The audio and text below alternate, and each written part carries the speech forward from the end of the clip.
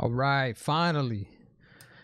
Episode 3 review of The Legend of the Vox Machina. Finally, man. If you're new to the channel, please consider subscribing. I really do appreciate it. We're trying to reach 2,000 subscribers. Can we get it? Can we do it before the end of the year? I don't know, man. I don't know. I can lose subscribers and I gain subscribers, so I don't know. But the goal is to get 2,000 subscribers by the end of the year. And we're in February coming tomorrow. So anyway, let's get on to this review. That's it. It's been a long time coming. I mean, all 3 episodes came out last week on Thursday, and I'm just now getting to episode 3 review. Okay. So right from the start, man, I'm telling you, the opening scenes for this show have all been great so far. Okay. And we get to see the guy with the glasses. I forget his name. And like I said, names are not, I'm not good with names, but the guy with the glasses, the guy that is really good with the guns, I knew as soon as that scene started, I knew it was him. I knew it was him, and they were going to just, I guess, show his backstory. But I had no idea that the people who killed his parents were Voxalia, Voxala, I don't know how to pronounce the name, but her and Silas, for some reason, they killed his family. All right, he was the only one that survived, and from later on, we see that he has some type of other abilities, and I'll get into that later on. I thought he was just a gunman. I thought that was his only skill, but we'll see. Like I said, I'll touch on that later on when it comes to that point. But man, that was a great opening scene, and he was the only one that survived out of his family, and it looked like he was really close with his family too. They're all having dinner. All of a sudden, bang, comes in a group of people and just slaughter everybody except for him. Now, I don't know if they allowed him to survive for some reason. I don't know. But it might have something to do with his special abilities, because they don't want to kill him because of that. I don't know. I do not know. But it's interesting. And I'm thinking that they're going to do some more opening scenes like they did with this one. Just a brief introduction to some of the other characters, some of the other members of the Vox Machina. Just touching on what happened with them and how they got to this point. They might do it. I don't know. But that'd be something interesting. I would like to see how they ended up together. These group of nobodies, basically. They just come together to form this group. How and why? And they all seem like they have some type of terrible past, something that happened in their lives, like the twins. I'm going to call them the twins because I think they are twins. The twins had an encounter with the dragon from back when they were younger, and now we get this guy, the guy with the glasses, the gunman, the guy with the white hair, his what happened with his family and what happened with Vexolia and Sil. I think I got it that time. Vexolia. I think I nailed it that time, man. Yes. But I think they left him alive. I could be wrong, but I think they left him alive for some reason. And they tracked him down when they heard about Vox Machina killing the dragon. So I don't know. They were invited to this get together, this feast that they were having for the Vox Machina, and why they were invited, I don't know. This guy has mind control. Silas has mind control, right? And I guessed it right, man. It's finally, I kept saying people look like vampires, and I finally got it right. Silas and Vexolia are vampires. They are. Finally, I got it right, man. Yes. Thank you. I got it right, baby. I got it right. So, man, these guys are strong, man. That's all I had to say. That's all I got to say about them for now. But from the opening scene to when they get to the dinner, right? They get to the dinner and they say, hey, you know what? We got to find out what's going on with these guys, right? Because they see that the white-haired dude, which I forget his name, I don't know his name, he's feeling some type of way. So they want to know what's going on. And they send one guy up to the room to investigate, right? You watch the show. I don't need to tell you what happened. You know what happened. You watched the episode. So I gotta say, man, that part had me laughing, man. The one part with Scanlon, when Scanlon said to the old guy, "You want to get What? You want to get freaky with me, sir? I don't even know you. You are a libertine and a cad, and I like it." What you want to? Because that is something that I would have said back in the day, man. Back in the day, and my silly self, just being crazy, I would have said something like he said to this old guy. This old guy just asked him where the privy was, and he just says, "What? You want to get freaky with me, man?" That was funny. See, I like that. See, that's the type of humor I like, man. Just that was funny, man. That was funny because that's something that I would do. It's something that my friends would have did back in high school, middle school. That was crazy back then. So that was hilarious, man. I found that very funny. And then he starts to the guy with the white hair. He starts to explain that the Briarwoods, they took everything from him. They took his family away from him, and the Vox Machina. They want to understand why are these people so. Why do they look so, unordinary? Not ordinary, unordinary.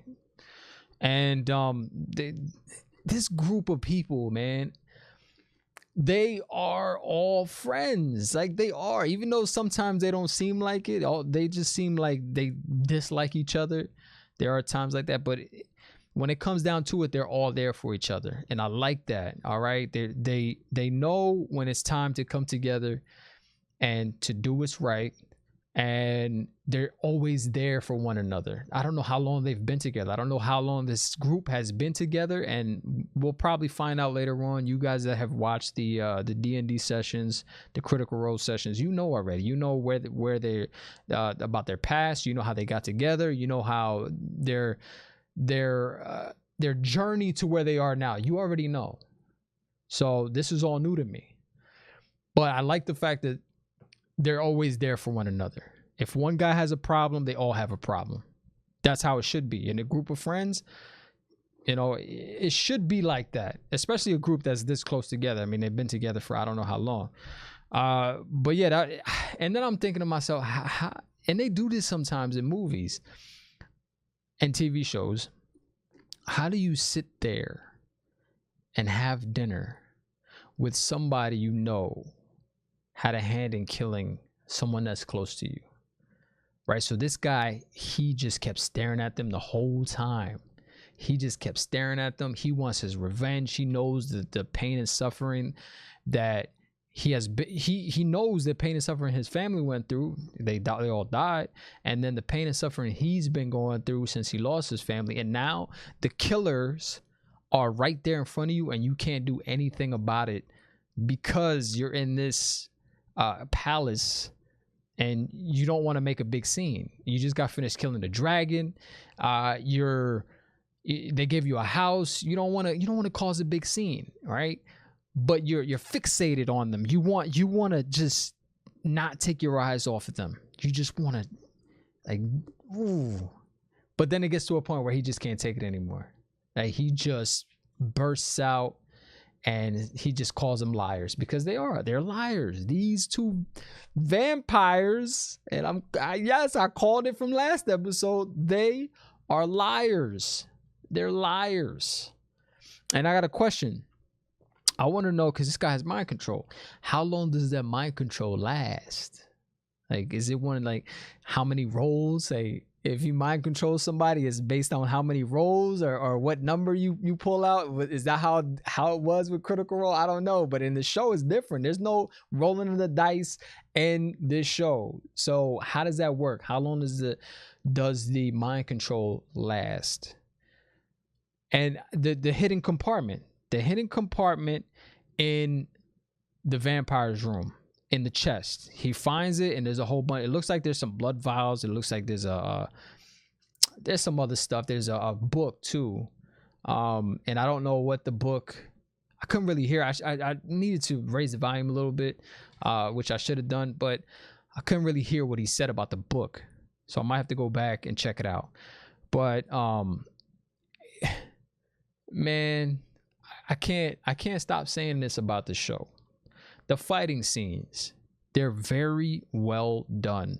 Like the animation they did, the way they drew everything, it's fantastic, man. It's there hasn't been one time yet that I've looked at a fight scene or an action scene and have been confused about what's going on. And there's some times in these shows where it's going too fast and you can't really take it all in. But in this show, they've done a fantastic job. They've done a fantastic job with the fight scenes, with the action scenes.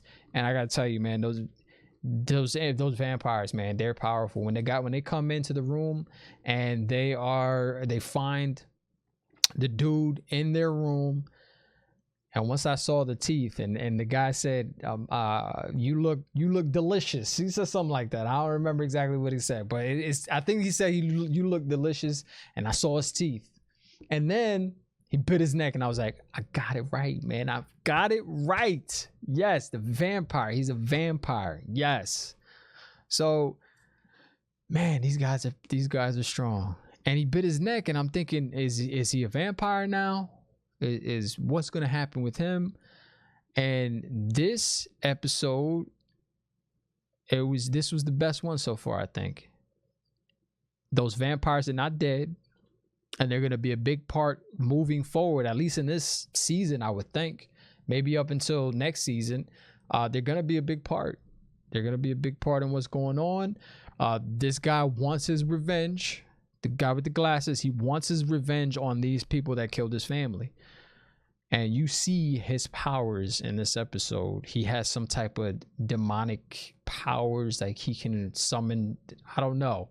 But he puts on that mask, and you see a glimpse of that mask when he wakes up from his bad dream. And I was wondering, what is that mask? That's the first time I've seen that mask. It looks like a mask from Bloodborne. And I'm thinking to myself, they spent too much time. They spent a second, but they put the camera on that mask for a reason. So I felt like it was gonna come back. So they did it, man. They came back with the mask, and I don't know. He was blaming his friends for letting the vampires get away, right?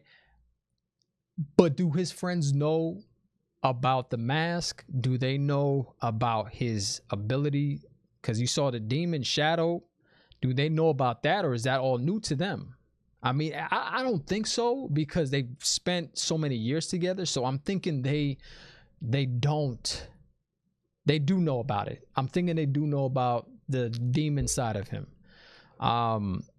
And why were they looking for him? Did they want to kill him? Did they want to see how his power progressed over the years? Is that why they let him go? When they killed the rest of his family? I don't know.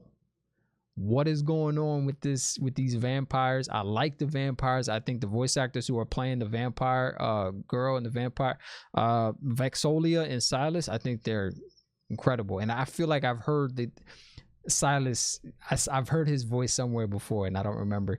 But I gotta say this, man, that the song this guy was singing, I'll tell you, man, that's my favorite character, and I'm sure he's your favorite character too. A lot of you guys watching this right now and watching the show, he's probably your favorite character too. Scanlan. He's a great character, man. I really like him, and that song he sings, and I think it's the same old dude that he said about you want to get freaky with me. I think that dude was the one that was eyeing him up the whole time he was singing that song. I'm pretty sure that was the guy. So he's falling in love with Scanlan too, man. So man, that sword that he has, the sword that the vampire has, man, he took out this small sword, and then I was like, really? Come on, man. It's a small sword, right? But it absorbs blood. It absorbs the blood of his enemies, and it makes the sword grow bigger.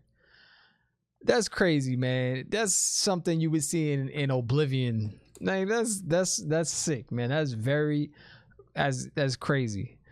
And the fight they had, man, was great. The only question I have is this girl's healing ability. right? It seems like she's, ever since she healed the big guy on episode 1, she doesn't really have her strength back yet, and it's been a few days now. So how long does her healing ability take to regenerate so she can heal other people? Because it seemed like she was struggling to heal the dude that got bit. I don't know what's going on. And it might be something that Critical Role does. When you're playing D&D, it's, you can't heal for such and such amount of time if you heal somebody in your team or you heal yourself. So that just might be how it is in the show. I don't know. But it seems like she's struggling to heal people now ever since she healed the big guy in episode 1. It doesn't seem like she healed him at all. He still looked wrecked.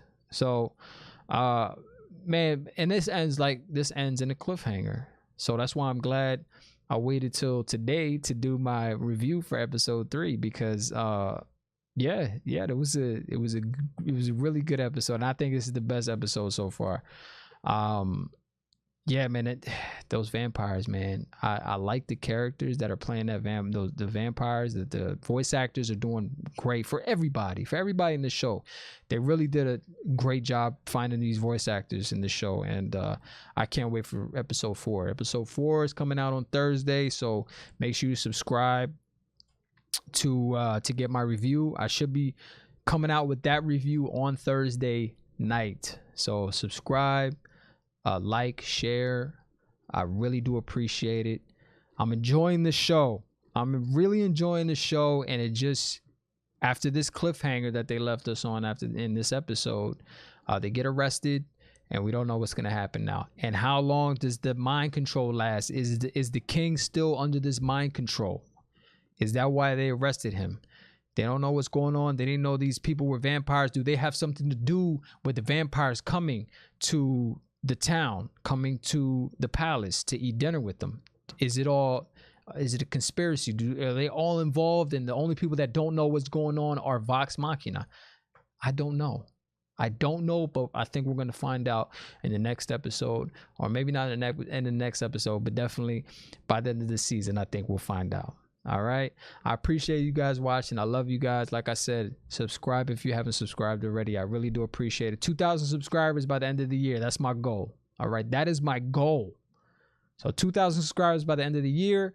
Twitch.tv/Treadnlightly if you want to catch me live Tuesdays and Thursdays. The link is in the description below. If you want to follow me on all my social medias, all those links are in the description below. Twitter, TikTok, Instagram, all those links in the description. Also, my email address, if you want to email me, if you want to sponsor my channel, I don't know, man. If you want to send me an email, if you have any ideas of how I can improve my channel, you could also leave that in the comment section. I do appreciate it. I'm always looking to improve. If you have any ideas of, what I can do with my content moving forward, let me know. You email me. Or leave it in the comment section. I really do appreciate you guys watching. I know my reviews are long, but I get into these episodes and I want to actually dive deep with some of these characters, and I don't feel like 5-10 minutes is enough. I do the same thing with Wheel of Time, and I think I'm going to do the same thing with anything I review going forward. If I think it's interesting enough, and this show is something I think is interesting, and a lot of people that watch this show are passionate about Critical Role and are passionate about Vox Machina. I had no idea this even existed up until last week. Landed the DM. I appreciate that. So yeah, this is all new to me, and I'm going to give respect where it's deserved, and I think this show deserves respect, and I think it deserves in-depth look at some of these characters and just giving you my thoughts about what I think in depth, and that's what I'm gonna do. So if you're not interested in that, it's okay, but I do appreciate you guys watching. I love you guys. Take care of yourselves. Thursday, make sure you subscribe, because Thursday's the next episode, baby. Let's do this. Have a good one.